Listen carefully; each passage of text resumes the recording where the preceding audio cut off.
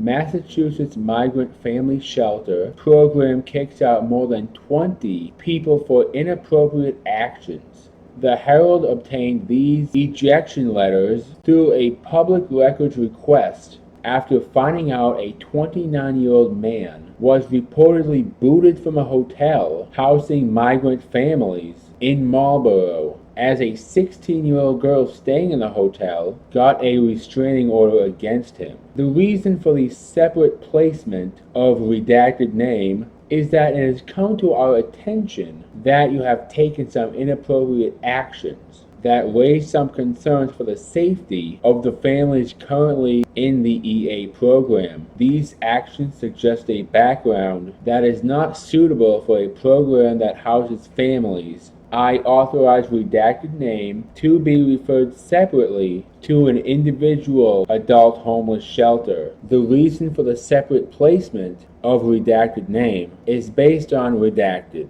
This is what Jessica Vaughn said. This is very concerning. It's concerning for the communities where these people have been placed, and it's concerning for the other migrants who are in these shelters. When you have an open door policy at the border and a welcome mat in Massachusetts, you're asking for problems. They cannot be confident they're identifying people who will cause problems when they get to their destination. When it comes to the separation letters, the state is kicking the can down to somebody else. The safety and well-being of families in the Emergency Assistance Program is a priority for the administration. EA residents are required to adhere to shelter rules, and violation of these rules may result in termination from the EA program.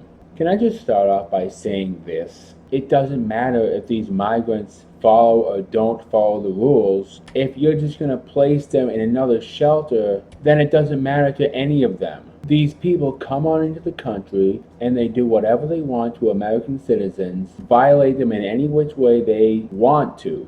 And they straight up know that lesbian governors like Maura Healey won't take any real action to deport them or put them in jail where they belong. The safety and well-being of families in the emergency shelter is a priority for the administration.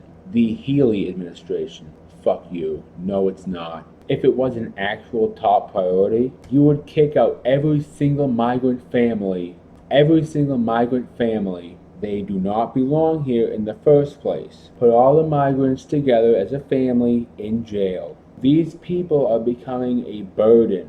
20 people? It was a couple at first. It was Corey Alvarez, the Rockland migrant who raped that 15-year-old disabled girl in a Rockland hotel/housing unit. And then there was that one guy who ran over somebody, backed up, ran him over again, got out of his SUV and hit the guy with a brick 20 times.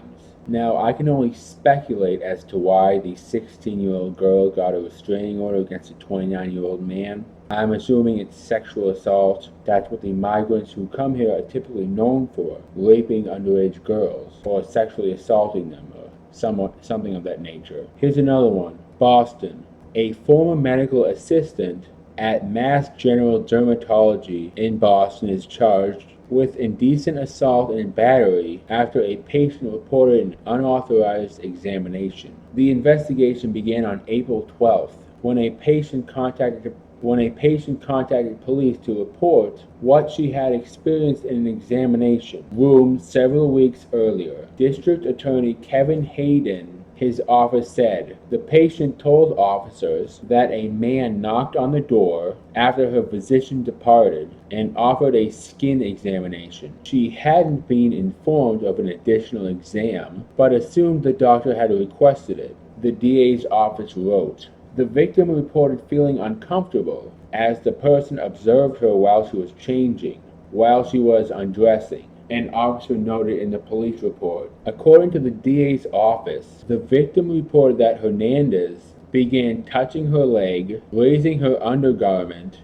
asking 4 times to see her breast, and attempting to pull down the hospital gown. According to the police report, the victim said she crossed her arms to prevent him from looking at her chest. The victim is a 14-year-old girl. That's literally what they do. They do things to underage girls. No Americans should ever have to feel uncomfortable in exchange for a criminal migrant feeling comfortable in this country, feeling comfortable enough where they can do things to underage girls. We need to deport every single migrant living in America, or at least put them all in jail until we have the resources to deport them all. We need an absolute zero tolerance policy when it comes to this kind of stuff. Back to Alvarez for a second. Alvarez, a national from Haiti, is accused of raping a 15-year-old disabled girl at a state-run shelter in Rockland.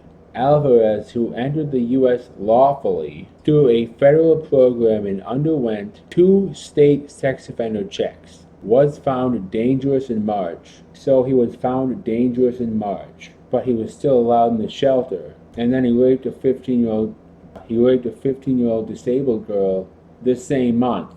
How can you say you care about the safety and well-being of anybody when that occurs? Just deport every single one of them, seal the border, and we can make America a whole lot safer. But how can you deport 30 million illegals? Eisenhower deported 11 million. Release your inner Eisenhower and do it 2 to 3 times. 11 million once, 11 million again, and then 8 million more. You know, one of the reasons these migrants claim to come here to the United States of America is because they claim their human rights are violated. But as soon as they get here, they have no problem violating someone else's human rights through whatever means. These 6 words have never sounded so good.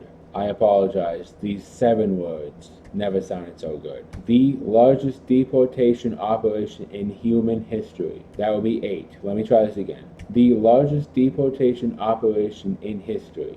I failed like 5 times doing this. Let me try one more time. The largest deportation operation in human history. There we go. 7 words. Finally.